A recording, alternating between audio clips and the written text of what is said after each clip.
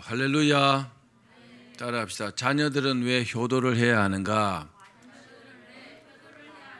오늘 어버이날이고 어버이 주일입니다. 그래서 효도에 대해서 말씀을 드리겠습니다. 효도는 자녀들이 부모님을 잘 섬기는 도리를 효도라고 합니다.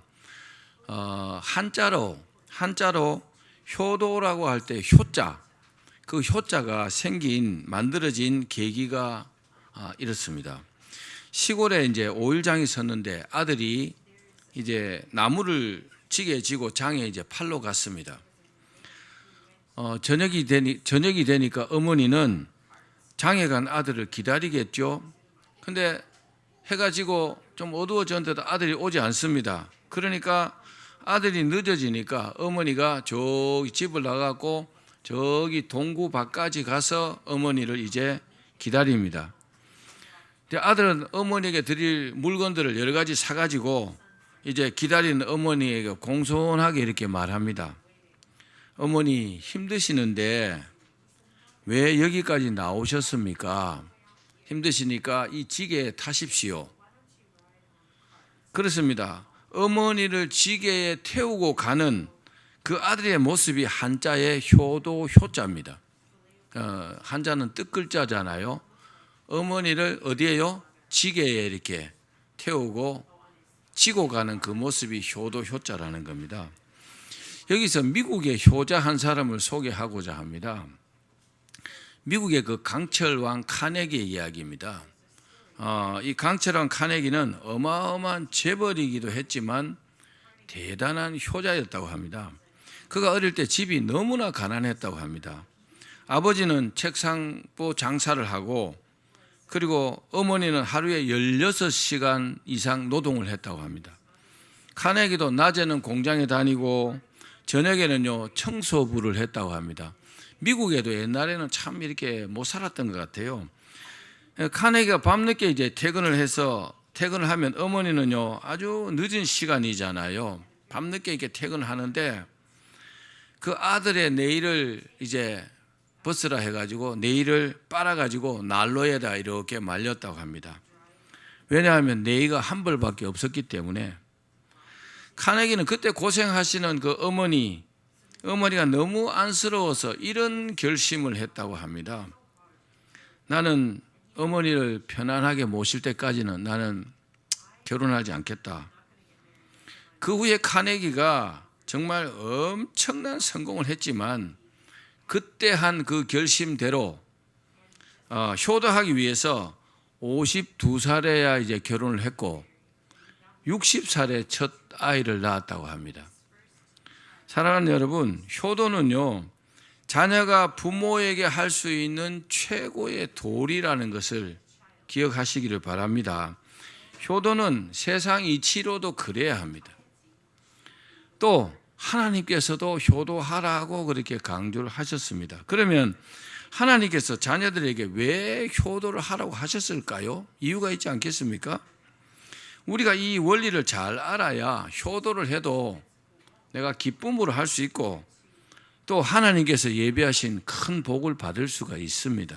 그러면 왜 효도를 해야 하는지 구체적으로 몇 가지만 한번 살펴보겠습니다. 첫 번째는 한번 따라 하실래요? 효도는 옳은 일이기 때문이다. 자, 우리 오늘 본문 에베소서 6장 1절입니다. 시작. 자녀들아 주 안에서 너희 부모에게 순종하라. 이것이 옳으니라. 자식이 부모에게 효도하는 것은 당연한 일이고 또 옳은 일이라는 거죠. 세상에는요 옳은 일도 있고 그른 일도 있잖아요. 효도하는 일이 잘못된 일이라면 하면 안 되죠. 그런데 효도하는 일이 옳은 일이라는 겁니다. 여기서 옳다는 것은 원리에 맞다 이런 뜻입니다. 수학 공식처럼 따라합시다. 원리에 맞다.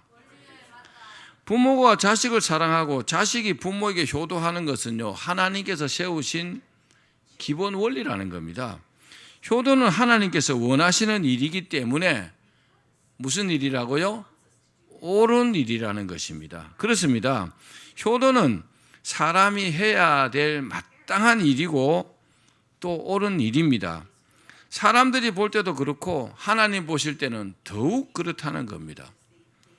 그래서 이것을 어기면 사람다움을 잃어버리는 것입니다. 그런데 하나님께서 옳은 일이라고 하셨기 때문에 그런 옳은 일을 하는 자녀들에게 하나님께서 복을 주시는 겁니다.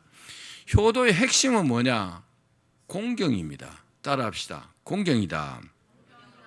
2절에 뭐라고 했습니까? 내 아버지와 어머니를 공경하라. 공경이라는 말은 효도의 어떤 구체적인 방법을 말씀하고 있습니다. 효도에서 공경이 빠져버린다면 효도가 아니라는 뜻입니다. 공경이라는 말은 카바드란 말입니다. 카바드. 무슨 말이냐? 무겁게 여긴다, 존중한다 이런 뜻이에요. 뭘 무겁게 여겨야 합니까? 부모님의 이름 또는 부모님의 말씀, 부모님의 뜻을 무겁게 여기라는 거죠. 부모를요 가볍게 여기는 사람도 많습니다. 부모 자체를 가볍게 여기고 부모가 하는 말씀을 가볍게 여기는 자식들도 많습니다. 대수롭지 않게 여기는 자식들이 많습니다. 오기야 금이야 키워놨는데 자기 혼자 큰 줄 알고 그렇게 착각하는 자식들도 많이 있습니다. 즉 부모님의 마음을요, 부모님을 마음속 깊이 존중하는 것을 뭐라 한다고요? 공경한다는 겁니다. 무겁게 여긴다면, 무겁게 여기면 어떻게 해요? 부모 말씀에 순종하겠죠? 최근에 부모가 자식들에게 재산을 물려주면서 효도 계약서를 작성하는 사례가 부쩍 늘었다고 합니다. 실제로 자식들이 하도 효도를 하지 않으니까 효도 계약서를 작성을 한다는 거죠. 또 국회에서는요, 불효 자식 방지법을 제정하려고 추진하기도 했다는 겁니다. 참 말하기가 좀 그렇죠, 그죠? 근데 중국의 경우는 어떨까요? 중국에서는 강제적으로 효도법을 시행하고 있다고 합니다. 예를 들면 연로한 부모님을 자주 찾아보지 않으면 자녀들의 신용 등급을 강등시킨다는 거죠. 그리고 주택을 구입할 때 불효자들은 불이익을 준다고 합니다. 그리고 불효 자식에 대해서 부모가 고소할 수 있도록 그렇게 법으로 규정해 놨다고 합니다. 참 슬픈 일입니다. 부모 자식 간이 어떻게 이렇게까지 됐을까요? 오늘날 많은 사람들이 효도는 돈으로 하는 것이다 라고 착각하는 경우가 정말 많다고 합니다. 용돈 많이 드리고 또 비싼 선물을 또 이렇게 사드리고 효도 관광을 보내드리면 그것이 효도인 줄로 생각한다고 합니다. 물론 그렇게라도 하는 사람들은 그나마 좀 잘하는 경우겠죠. 그러나 효도는 무엇보다도 공경하는 마음으로 해야 합니다. 공경하는 마음이 그 속에서 빠져버렸다면 그건 효도라고 할 수가 없습니다. 효도가 뭐라고요? 부모님을 존중하는 것입니다. 존중하려면 부모님을 자주 찾아뵙고 안부도 자주 전하고 안부도 여쭙고 또 부모님의 말씀도 경청하고 이것저것으로요 부모님을 기쁘시게 해야 합니다. 그러니까 마음에서 이렇게 우러나서 부모가 감동할 정도로 그렇게 하는 것이 여러분 효도라는 것을 아셔야 합니다. 효도해야 하는 두 번째 이유가 있습니다. 두 번째 이유는 뭐냐? 따라합시다. 하나님의 명령이기 때문이다. 자, 우리 본문 2절 3절 읽겠습니다. 에베소서 시작. 내 아버지와 어머니를 공경하라. 이것은 약속이 있는 첫 계명이니 이로써 내가 잘되고 땅에서 장수하리라. 또 출애굽기 20장 12절입니다. 시작. 내 부모를 공경하라. 그리하면 너희 하나님 나 여호와가 내게 준 땅에서 내 생명이 길리라. 효도에서요 가장 중요한 사실이 뭐냐? 하나님께서 효도하라고 하셨다는 사실입니다. 그것도 10계명 중에서 제5계명으로 말입니다. 내 부모를 뭐라고요? 공경하라. 따라합시다. 내 부모를 공경하라. 사람과 맺은 관계에서 꼭 해야 될 도리를 뭐라고 합니까? 일륜이라고 합니다. 일륜. 그리고 하늘이 맺어준 관계에서 사람이 해야 될 도리를 천륜이라고 합니다. 그렇습니다. 부모와 자식 관계는요, 뗄래야 뗄 수 없는 관계입니다. 천륜이죠, 천륜. 뭐 그렇게 맺고 싶다고 맺어지는 게 아니잖아요. 물론 양자를 들여서 부모 자식 관계를 만들 수는 있지만 그건 천륜이라고 말하지 않죠. 근데 자기가 원하지 않았는데 이 부모에게서 자기가 태어났어요. 그건 하나님께서 그렇게 이제 맺으신 관계입니다. 그래서 천륜이라고 합니다. 여러분, 효도는 자녀들이 반드시 지켜야 될 천륜이라는 사실을 기억하시기를 바랍니다.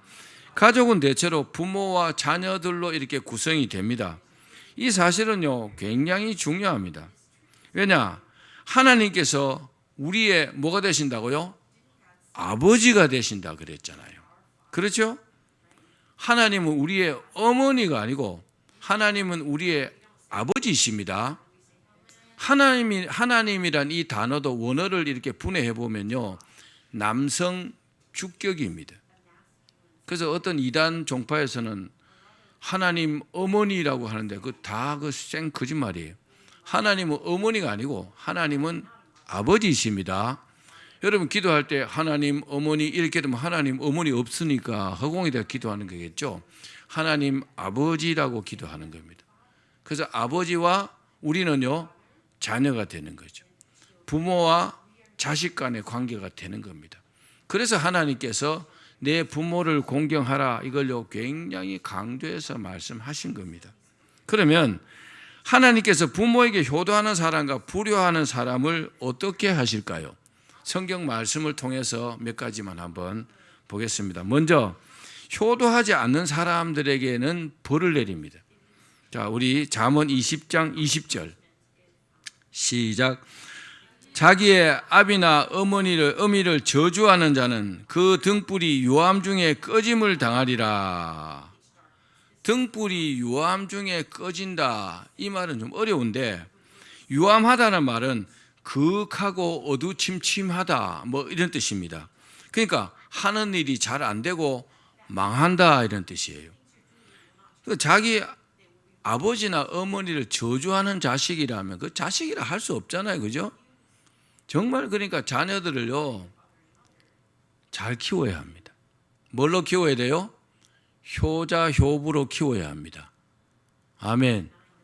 그래야 부모 자식 간이요, 서로가 복받고 잘 되는 겁니다.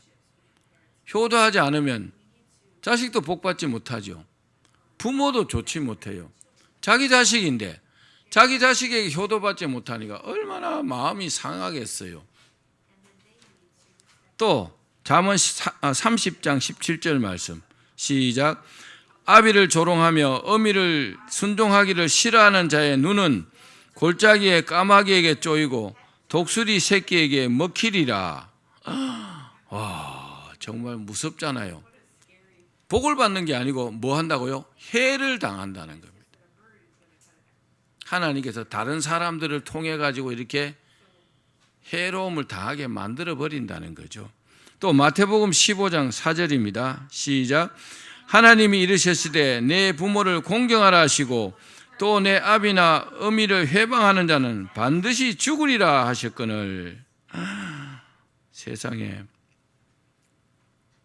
어느 부모가 자식이 죽기를 바라는 부모가 있겠습니까? 없겠죠. 없는데 자식 스스로가 자기가 죽을 짓을 한다는 거죠. 부모가 하는 일을 위해서 기도하고 부모를 공경하고 효도하고 지지하고 이래야 되는데 부모를 회방하는 자들이 있다는 거죠. 부모를 회방하는 자들은 하나님께서 죽여버린다는 겁니다. 여러분, 이런 폐륜아들이 요즘 얼마나 많습니까? 사회적으로도 문제가 되지 않습니까? 그죠? 근데 그 사람들은 뭐 세상 법이나 이런 것들로도 이렇게 하겠지만은 하나님께서 그렇게 싫어한다는 거죠. 여러분, 부모를 저주하거나 부모에게 순종하지 않거나 부모를 회방하면 자기 자신에게 해가 온다는 사실을 꼭 잊지 마시기를 바랍니다. 자, 이와는 반대로 부모에게 효도하는 사람에게는 상을 주신다 그랬어요.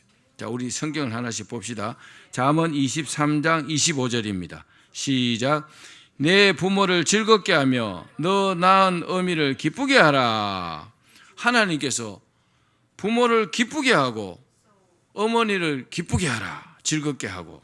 또 자, 골로새서 3장 20절입니다. 시작. 자녀들아 모든 일에 부모에게 순종하라. 이는 주 안에서 기쁘게 하는 것이니라. 주 안에서 막 기쁘게 하는 것. 그게 뭐라고요? 부모님에게 순종하는 거라.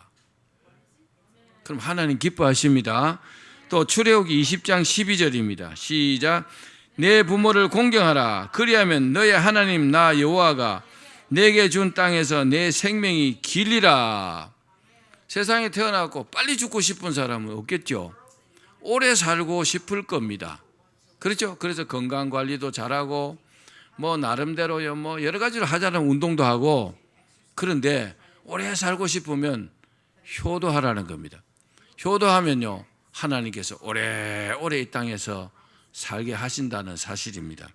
또 에베소서 6장 2절 3절입니다. 시작. 내 아버지와 어머니를 공경하라. 이것은 약속이 있는 첫 계명이니 이로써 내가 잘되고 땅에서 장수하리라. 아멘. 땅에서 잘되고 장수하는 일이 뭐라고요? 효도하는 것입니다. 이 원리를 아는 사람들은 정말 마음에서 우러나서요 부모님을 잘 공경하고 이렇게 효도합니다. 그 사람은 하나님께서 땅에서 잘되고 장수하게 하신다는 것을 믿으시길 바랍니다. 효도는 단지 부모님을 사랑하는 것에 그치는 것은 아닙니다.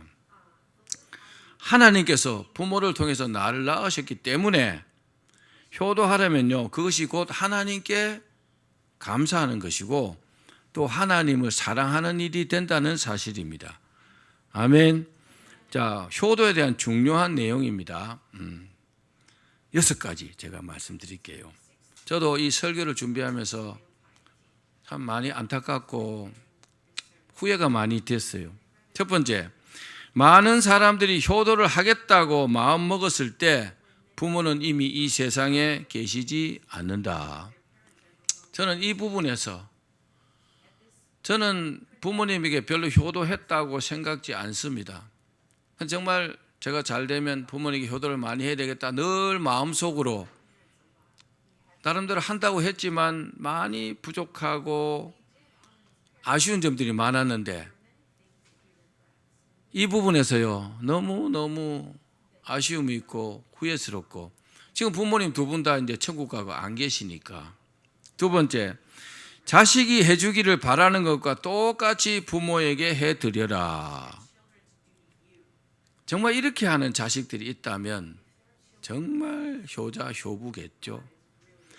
자식이 해주기를 바라는 것과 똑같이 부모에게 해드려라.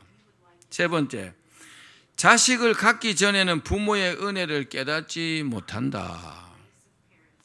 자식을 낳아서 길러보지 않으면 실제로요 부모의 심정이 되기가 어려워요. 아무리 뭐 책을 보고 배워도 이건 되는 게 아니더라고요. 자식을 낳아서 기르면서도 부모의 은혜를 모르는 사람들은 뭐 대책이 없겠지만. 네 번째, 부모의 눈에는 자식보다 더 귀한 보배가 없다. 이게 부모와 자식 간의 다른 점입니다. 부모가 볼 때는요 부모에는 자기 자식보다 귀한 존재가 없어요. 이게 부모의 눈입니다. 다섯 번째, 효도와 불조심은 늦으면 후에 막심한 일이다. 일본 속담이에요. 효도와 불조심은 늦으면 후에 막심한 일이다. 참 맞는 말이죠. 마지막으로, 부모에게 효도하면 자식이 또한 효도한다.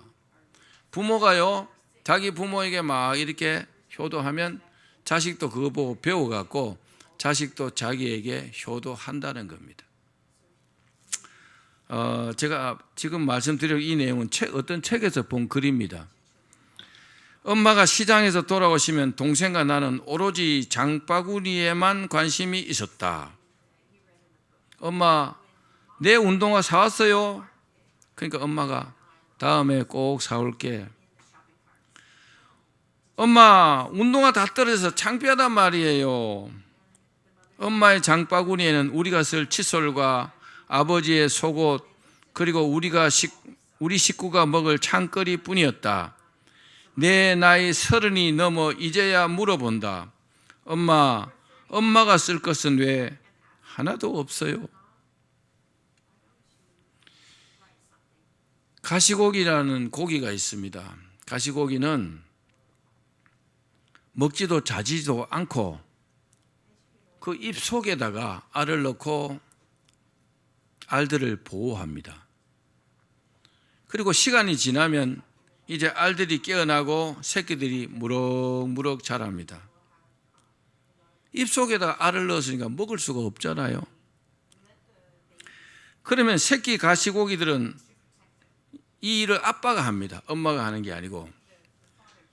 새끼 가시고기들은 아빠 가시고기들을 버리고 이제 제 갈 길로 다 가버립니다. 새끼들이 모두 떠난 후에 홀로 남은 아빠 가시고기는 쓸쓸히 생을 마감한다고 합니다.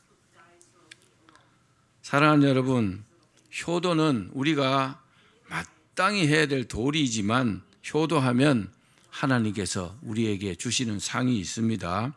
그것도 천국에서 받을 상이 아니고 이 땅에서 받는 상들입니다. 하나님은요, 효도하는 자녀들에게 이 땅에서 복을 주신다는 사실입니다. 효도는 다시 한번 말씀드리지만 하나님의 명령입니다. 그리고 효도할 때 반드시 부모님을 공경하는 마음으로 하라 그랬습니다. 그러므로 우리는 부모님을 마음으로부터 존중해야 합니다. 나를 낳아주시고 나를 길러주시고 나를 위해서 기도해 주시고 부모님만큼 자식을 생각하는 부모는 없잖아요. 그렇기 때문에 부모님의 존재를 존중하고 그리고 부모님의 마음과 생각을 자녀들은 존중해야 합니다. 그렇게 여러분 효도하셔서 우리 하나님께서 약속하신 상들을 다 누리시기를 주의 이름으로 축원합니다.